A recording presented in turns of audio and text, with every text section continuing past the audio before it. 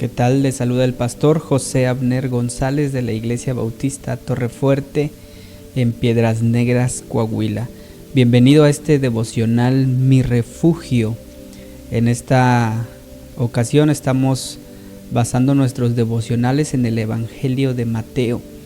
Y el día de hoy vamos a seguir hablando sobre la palabra de Dios en cuanto a la genealogía del Señor Jesucristo. Dice la palabra de Dios en Mateo capítulo 1, versículo 2. Abraham engendró a Isaac, Isaac a Jacob, y Jacob a Judá y a sus hermanos. A veces Dios no escoge al mejor hijo. Él escoge a aquel que está dispuesto a ser transformado por Él. Y a veces las familias y los hijos no empiezan bien. Alguien termina rindiéndose por el bien de la familia. Esta es la historia de Judá. Hoy he titulado este devocional Judá, cuando la gracia levanta al que cayó. Miren, cuando leemos la genealogía de Jesucristo en el Evangelio de Mateo, encontramos una frase que podría pasarnos desapercibida. Abraham engendró a Isaac, Isaac a Jacob, y Jacob engendró a Judá y a sus hermanos. Pero ese nombre de Judá no está ahí por casualidad. Mire, Judá no fue el primogénito, no fue el primer hijo de Jacob. Judá no fue el más recto al principio. Judá no fue el favorito de su padre. Sin embargo, Dios decidió que por medio de Judá vendría el Rey prometido, el Mesías, Jesucristo, el Hijo de Dios. Judá nace de un hogar marcado por competencia y dolor. La Biblia dice en Génesis 29:35, y concibió otra vez y dio a luz un hijo, y dijo: esta vez alabaré a Jehová. Por esto llamó su nombre Judá, y dejó de dar a luz. Miren, el nombre de Judá significa alabanza. Dice el pasaje, por eso le pusieron Judá, esta vez alabaré a Jehová. El nombre de Judá significa alabanza, y es sorprendente porque Judá, miren, Judá nace de una mujer herida. La mamá de Judá es Lea, la no amada, pero su nombre brota como una confesión de fe. Esta vez alabaré a Jehová. Dios ya estaba escribiendo una historia de gracia con el nombre. Aún antes de que Judá empezara a tomar sus primeras decisiones, su nombre significa alabanza a Jehová. Años después, Judá participa en uno de los episodios más oscuros de su familia, la traición a José. Dice la palabra de Dios: entonces Judá dijo a sus hermanos: ¿qué provecho hay en que matemos a nuestro hermano y encubramos su muerte? Venid y vendámosle a los ismaelitas, y no sea nuestra mano sobre él, porque él es nuestro hermano, nuestra propia carne. Miren, en un momento, en un episodio muy sombrío en la historia de la familia de Jacob, sus hijos también crecen con distanciamiento, con pleitos, con envidias.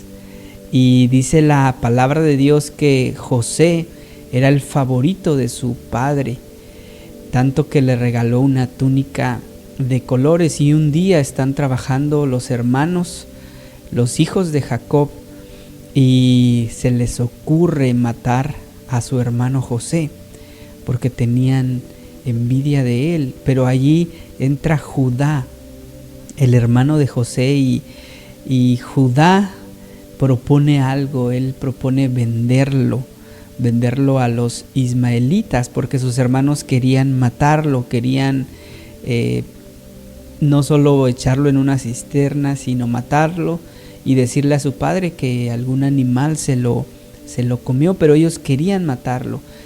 Pero Judá tiene una idea y él dice, mejor hay que venderlo. Judá puede ser que está evitando el asesinato, la muerte de José, pero él permite injusticia. Él vende a su propio hermano. Y miren, es interesante esta escena porque podemos ver que en la intención de Judá no es salvar a su hermano José, sino al contrario, tener un beneficio. Dice él, si no lo matemos porque no ganamos nada con ello. Miren, al proponer la venta a los ismaelitas, Judá está buscando un resultado limpio. Sus hermanos quieren matarlo, pero él propone venderlo. Él está buscando un resultado limpio. Si mataban a José, la sangre clamaría, dice la Biblia que eso hablaron. Clamaría desde la tierra y la culpa sería directa de ellos. Pero al venderlo, ellos se deshacerían del problema. Esa envidia que le tenían a José. José va a desaparecer de sus vidas si lo venden, y cumpliendo el objetivo original, que es eliminar a su hermano, eliminar a José el soñador. Judá estaba pensando esto porque sus manos iban a quedar limpias. Seguramente ellos no iban a derramar sangre, pero Judá dice, no sea nuestra mano sobre él porque es nuestro hermano. Pero aquí Judá está siendo un poquito hipócrita, porque miren, él prefiere venderlo, prefiere el trauma de la esclavitud para su hermano José, prefiere eso a un asesinato legal. Iba a ser culpable. Miren, el texto dice que el acto de los hermanos no fue un arrebato momentáneo, estuvieron platicando, ¿verdad? Estuvieron dialogando. Ese fue el clímax de un problema familiar que tenía la familia de Jacob. Sus hijos, sus propios hermanos estaban en pleito, estaban luchando el uno contra el otro, y parece ser que ahora van a eliminar a José. La túnica de colores es ese símbolo de Jacob a José, de autoridad, de favoritismo, de el padre hacia su hijo, y sus hermanos no lo pueden tolerar. Los sueños de José también, esa idea de que ellos se iban a inclinar a José, desafiaba la jerarquía del primogénito como Rubén. Y el texto dice, no podían hablarle pacíficamente. Eso quiere decir que cada vez que se dirigían a José, era con pleitos, con gritos, con enojo, con rencor, con envidia. No lo querían.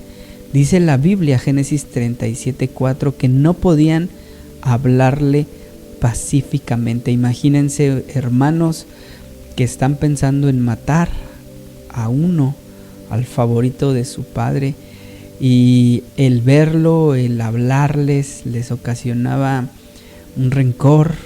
Lo contrario a paz, les ocasionaba guerra, les ocasionaba distintas emociones en contra de su hermano, y vemos una crueldad. Si la decisión de Judá hubiera tenido un poquito de misericordia hacia su familia, él no habría engañado a Jacob.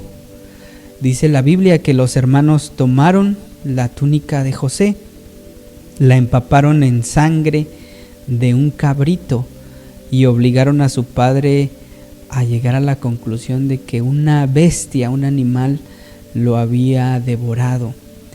Están torturando psicológicamente a su padre porque él amaba a José. Y durante décadas ellos mantienen esta mentira de que su hermano José había sido muerto por algún animal cuando ellos lo habían vendido. Judá fue una mente estratega. Él no solo quiere deshacerse de su hermano, sino está interesado. Él quiere recibir un beneficio, y en esta ocasión es un beneficio en dinero. Él quiere vender a su hermano a estos ismaelitas para que él fuera esclavo. Él no les importa el sufrimiento de José, no les importa que él iba a ser vendido como esclavo, ni el duelo o el dolor que le iban a provocar a su padre Jacob. Judá actúa como un político astuto. Él encuentra una solución que satisface el odio de sus hermanos. Él a primera instancia evita un asesinato, pero siempre y cuando eso resulte beneficioso para él y para ellos. Pero la narrativa bíblica utiliza este acto de egoísmo de sus hermanos y de Judá para enseñar la soberanía de Dios. Más adelante hablaremos sobre José, pero Judá es un antihéroe también. Él tiene la idea de vender a su hermano José y también participa en este engaño para su padre. Parece ser que Abraham, que Isaac y que Jacob son engañados por sus hijos, Jacob más, y Jacob engañó a su padre también, Isaac. Esto se repite en la genealogía.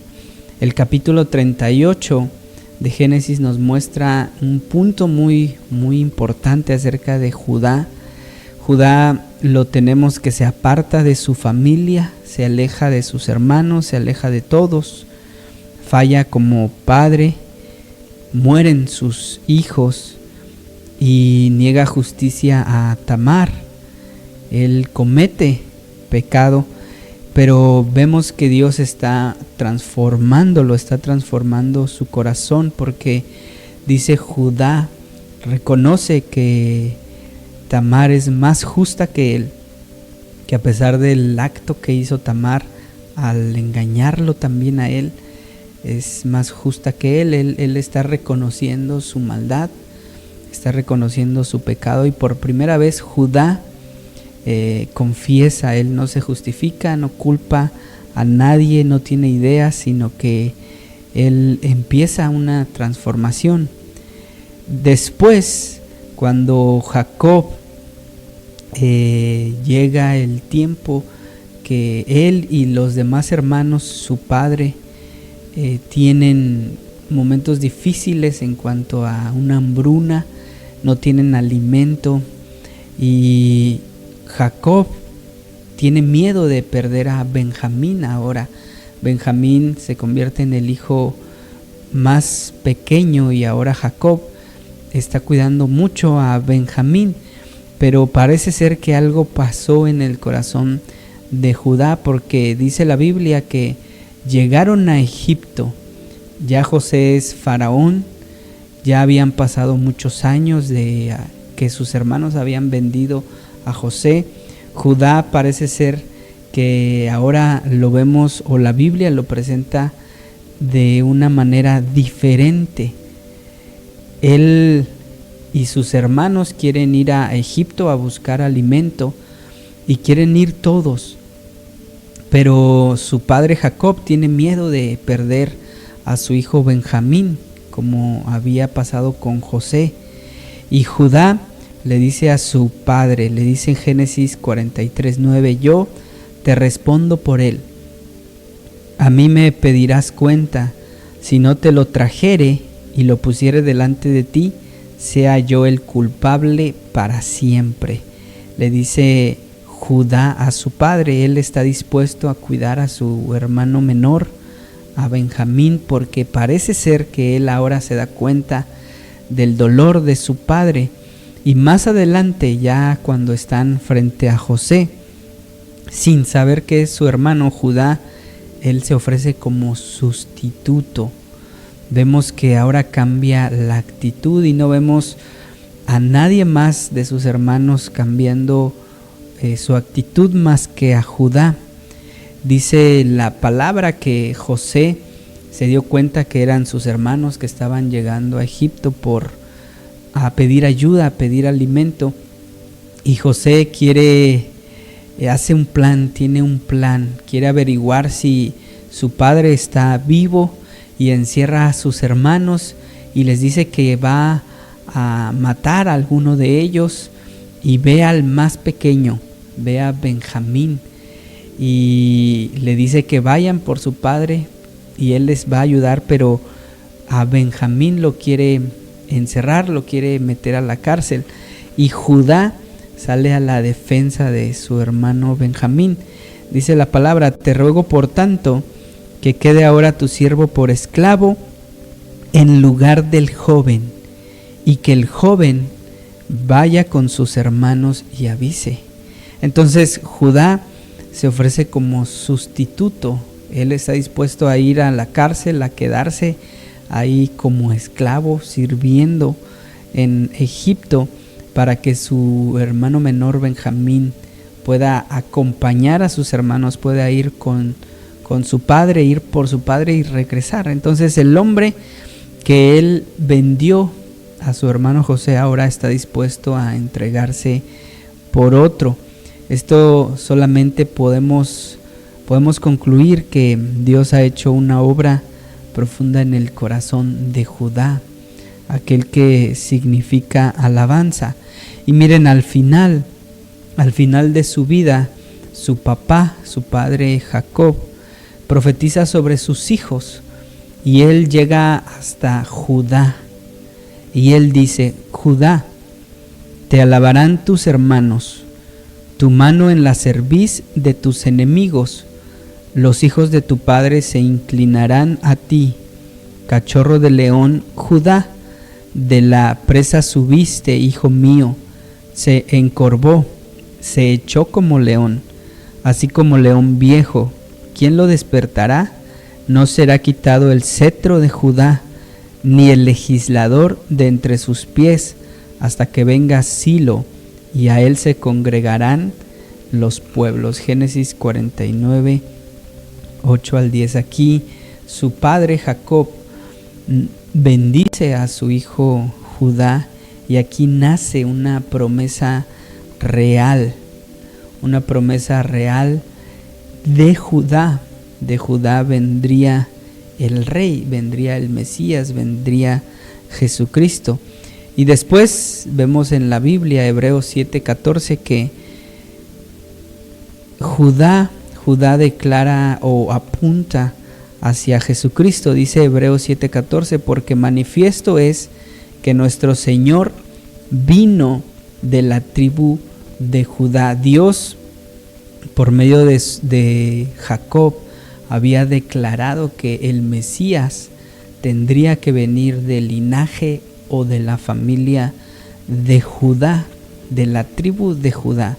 Apocalipsis 5:5 dice: he aquí que el león de la tribu de Judá, la raíz de David, ha vencido, y se está refiriendo a Jesucristo. Jesucristo es el león de la tribu de Judá, es la raíz de David que ha vencido la muerte, que ha vencido el pecado. Y miren, podemos darnos cuenta que Jesucristo, el Hijo de Dios, viene de una línea que no es perfecta, de hombres, de patriarcas que se equivocaron, que fallaron, que tenían momentos de arrebatos de ira, de envidia, de miedo.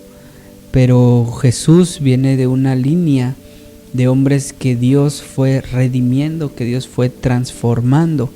Y Judá está en la genealogía porque Dios tuvo misericordia, tuvo gracia de él, porque Judá falló como hermano.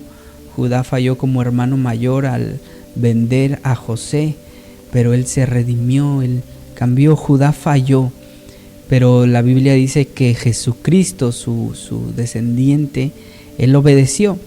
Y donde Judá confesó el ser pecador, el ser injusto, el actuar de una manera injusta, él sabía que en algún punto su hijo iba a convertirse en rey, iba a cargar el pecado de el pueblo de Dios.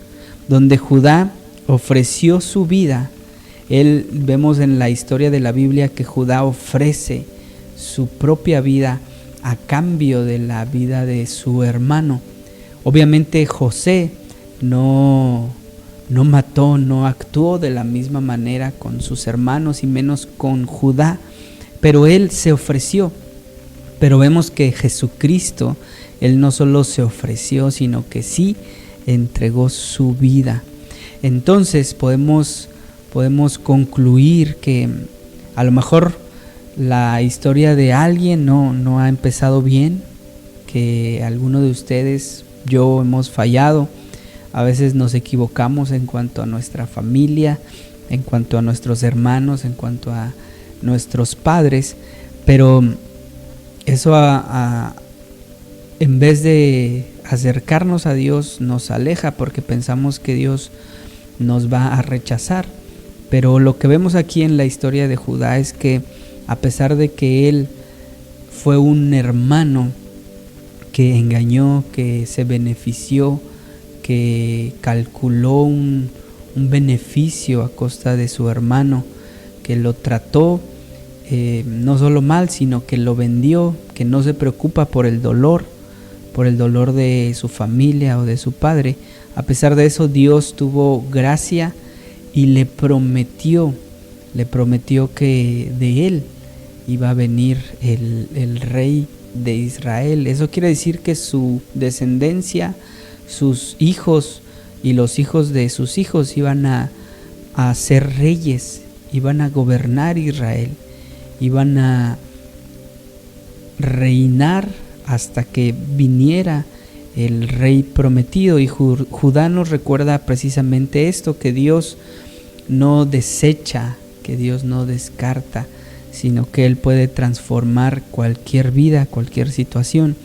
Y lo que podemos ver aquí es que Dios quiere bendecir a todas las familias de la tierra. Es una promesa que Dios le dio a Abraham, pero lejos de que los patriarcas puedan tener una familia bendecida, podemos ver que al contrario, Dios quiere bendecir a las familias, pero en cada familia hay situaciones, circunstancias, hay pleitos, hay favoritismo, hay envidias, hay celos, hay contiendas, hay engaños, hay beneficios, se toman decisiones considerando nada más el si me conviene o no me conviene, de cuánto estamos hablando. Lejos de ver que las familias de los patriarcas reciben o tienen una familia perfecta, podemos ver que todos los patriarcas han tenido problemas en cuanto a su familia. Si no es en el engaño de hijos a padres, es el pleito de no solo de hijos a padres, sino de hermanos.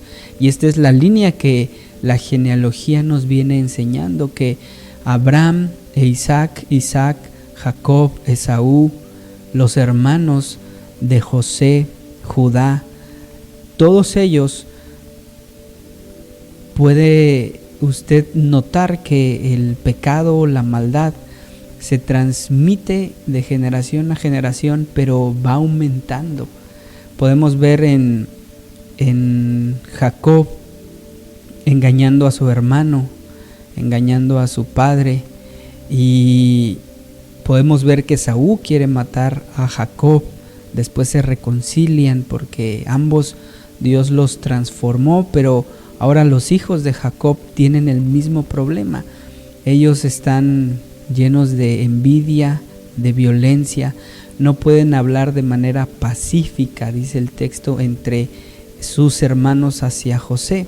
Entonces vemos problemas en cada familia, vemos problemas en los patriarcas, con los hermanos, en los matrimonios, y esto la Biblia no lo elimina, no lo quita, al contrario, lo deja, porque Dios quiere que usted pueda darse cuenta que Dios puede obrar, que Dios puede trabajar con cada uno de ustedes, con cada uno de sus familias, con los hijos, con los padres, con los esposos, con las esposas, entre hermanos. Dios puede trabajar con ellos y puede usarlos para bendición. A pesar de los problemas, de las equivocaciones, de los errores, podemos ver que Dios ha hecho un pacto y ha hecho una promesa, y Él sigue adelante en su plan. Ahora podemos ver que en la genealogía Dios ya dijo por medio de quién iba a venir el Rey Jesucristo, porque Jacob tuvo 12 hijos, y de esos 12 Dios eligió a Judá para que a través de él pueda venir Jesucristo. Judá no es el primogénito, Judá no es el hijo más fuerte, al contrario, Judá es el que tiene ideas para beneficiarse a costa de sus hermanos. Él ha fallado, pero después Dios transforma su vida y él está dispuesto a ser sustituto de su hermano menor, Benjamín. Dios transformó el corazón de Judá, y ahora sí podemos ver que se cumple la palabra en el nombre de él. Jehová será alabado, o ahora voy a alabar a Jehová, porque Dios ya dijo por dónde, en quién iba a venir su propio Hijo Jesucristo. Iba a ser por la tribu de Judá. Él es el león de Judá. Judá, un hombre que perjudicó a su hermano, que engañó a su padre, pero que se dejó transformar por Dios, y ahora él está dispuesto a ofrecerse como sustituto a cambio de guardar o de perseverar la vida de su hermano menor. Ese es Jesús viniendo a la tierra al ser sustituto de todos los demás, de toda la humanidad, de usted, de mí. Él es el sustituto, Él muere en nuestro lugar en la cruz para que usted y yo podamos recibir la bendición de Dios. Entonces Judá es aquel que ha sido transformado por Dios, y podemos ver que Dios ahora ha definido por dónde iba a venir el Hijo Jesucristo, su Hijo, el Rey prometido, por la tribu de Judá, aquel que se dejó transformar por el Señor. Y ahora, hoy, después de esta historia, después de ver de dónde viene el Rey Jesucristo, podemos ver que todos podemos tener acceso a las bendiciones de Dios a través de Jesucristo. Él es el sustituto, Él se ofreció a favor nuestro, en nuestro lugar, y podemos ver que Dios puede transformar la vida de una familia, la vida de entre hermanos, la vida entre padres e hijos. Entonces, si Dios quiere bendecir a las familias de la tierra, usted y yo solamente tenemos que confiar en que Jesucristo es ese medio para bendecirnos.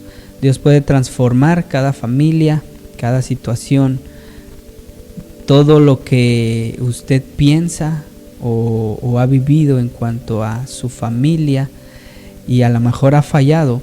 Dios tiene el poder de transformar, porque lo vemos en la historia de Judá. Judá fue transformado por Dios y ahora ama a sus hermanos. Así que si usted está hoy teniendo problemas con algún hermano de carne, de sangre, de familia, y está enemistado, disgustado, tienes sentimientos, emociones contrarias hacia Él, envidia, celos, situaciones que van hasta el punto del rencor, de la lejanía, del alejamiento, usted puede pensar en que Dios puede restaurar esa relación, así como lo hizo con Judá, y Dios puede bendecir no solo a usted, sino a su familia. Eso es lo que Dios está haciendo y lo que Jesús hace. Cuando Jesús llega a una familia, eso es lo que hace, restaura completamente la dinámica familiar. Así que Dios nos ha llamado a ser bendición, a recibir la bendición. Y la bendición no solo es obtener cosas o obtener alguna promesa, sino la bendición es esa bendición de estar en paz con mis hermanos carnales de sangre. La bendición es estar en armonía, estar en comunión, lejos de la división, del pleito, del enojo. Dios puede bendecir cada familia. Si hoy usted está pasando por una situación como la de Judá, Dios puede obrar en usted, en su familia, con sus hermanos. Solamente hay que dejar que el Señor entre en nuestras vidas, entre en nuestras familias. Ese es el deseo de Dios, bendecirlo a usted y a su familia. Si usted ha escuchado esto y quiere orar, ore a Dios y pídale que lo ayude, que lo bendiga. Dios puede transformar la vida de usted. Dios, gracias por recordarnos que puedes obrar en las familias, entre las relaciones de hermanos y padres, de esposos.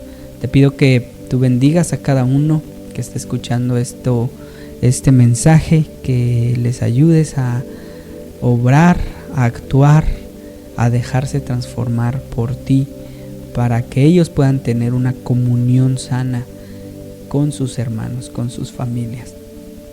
Gracias porque quieres bendecir a las familias de la tierra. Gracias porque Jesucristo es el medio por el cual nosotros podemos aprender y conocer cómo es un hermano, cómo es un hijo. Oramos en el nombre de Jesús. Amén.